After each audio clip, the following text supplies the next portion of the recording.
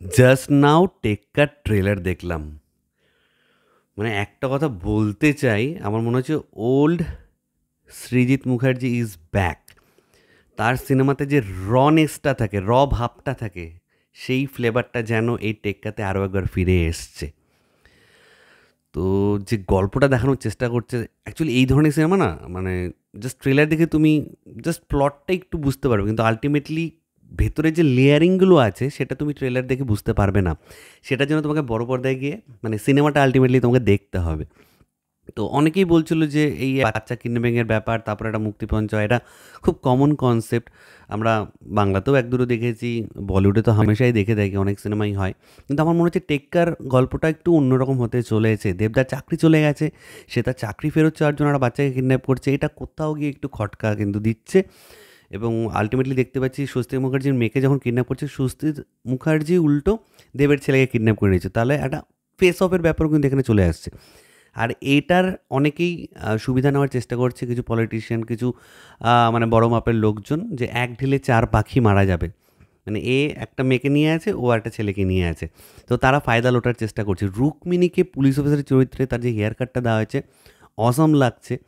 জার্নালিস্টের চরিত্রে আমরা আরিয়ানকে দেখতে পাচ্ছি, সাপোর্টিং রোলে অনেকে আছে, পবন বন্দ্যোপাধ্যায় থেকে শুরু করে নীলদা, মানে ছোটো ছোটো ফ্রেমে অনেককে আমরা দেখতে পাচ্ছি। লোকাদাকে বেশ ভালো লাগছে, মনে হচ্ছে লোকাদার মুখ দিয়ে বেশ ভারী রকম ডায়লগ আমরা দেখতে পারবো, এবং দেবের মুখ থেকে যে ডায়লগগুলো বার করা হয়েছে, মানে কি বলবো আর কি। মানে আমরা ডেইলি লাইফে এই ধরনের কথাবার্তায় শুনে থাকি, সেই জিনিসটাই সৃজিত মুখার্জি ডায়লগসে ইনকর্পোরেট করেছে। আমরা সকলেই জানি যে সৃজিত মুখার্জি সিনেমাতে ডায়লগস সত্যি খুব ভালো থাকে, একটু অন্য রকমের ডায়লগ থাকে। এবং আমি যেটা বারবার বলার চেষ্টা করছি যে ওল্ড সৃজিত মুখার্জি মনে হচ্ছে এই সিনেমাটার হাত ধরে আরও একবার ফিরে আসতে চলেছে, যাকে আমরা এতদিন মিস করেছি। তো ওভারঅল মেকিং খুব ভালো লাগছে, টান টান একটা উত্তেজনা আছে, এবং ব্যাকগ্রাউন্ড স্কোর অসাধারণ, গুজবাম দিচ্ছে। তো সব কিছু মিলে আমার মনে হচ্ছে টেক্কার মধ্যে পোটেনশিয়াল আছে। এবং দেবদার অভিনয় সত্তা যে ব্যাপারটা, দেবদা কিন্তু তার 100% না, 200% দিয়ে দেয় কোনো একটা ক্যারেক্টারের জন্য। এবার কখনো সেটা ক্লিক করে, কখনো সেটা করে না, সেটা আলাদা ব্যাপার। কিন্তু এখানে মনে হচ্ছে দেবদার যে ওভারঅল লুক, বডি ল্যাঙ্গুয়েজ, যেভাবে কথা বলছে, যা করছে, দেবদাকে নতুনভাবে আমরা পেতে চলেছি, একটা অন্য রকমের ক্যারেক্টার আমরা দেখতে চলেছি। সেই বুনো হাসি যে একটা সিম্পল বয় নেক্সট ডোর যে ব্যাপারটা, সেটা কোথাও গিয়ে এখানে আমরা দেখতে পাচ্ছি। এবং আলটিমেটলি এর ক্লাইম্যাক্সে কী হবে, কারণ সৃজিত মুখার্জির ক্লাইম্যাক্স মানে আমরা সকলেই জানি একটা চমক থাকে। সো দেখা যাক কী হয়।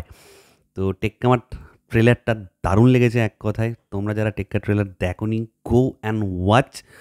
অ্যান্ড যারা দেখেছো নিচে কমেন্ট করে জানাও তোমাদের কার কেমন লেগেছে। তো এটাই তোমাদের সাথে শেয়ার করা ছিল। তোমাদের কার কী মতামত নিচে কমেন্ট সেকশনে অবশ্যই লিখে জানাও। আমার ভিডিওটা ভালো লাগলে লাইক কমেন্ট করতে একদম ভুলবে না। চ্যানেলটাকে যারা প্রথমবার দেখছো, নিচে যে রেড সাবস্ক্রাইব বাটনটা আছে সেখানে ক্লিক করে নাও, পাশে একটা বেল আইকন আছে সেখানে ক্লিক করে অল অপশনে ক্লিক করে নাও। ঠিক আছে বন্ধুরা, ভালো থেকো সবাই, সাবধানে থেকো সবাই, love you all, take care.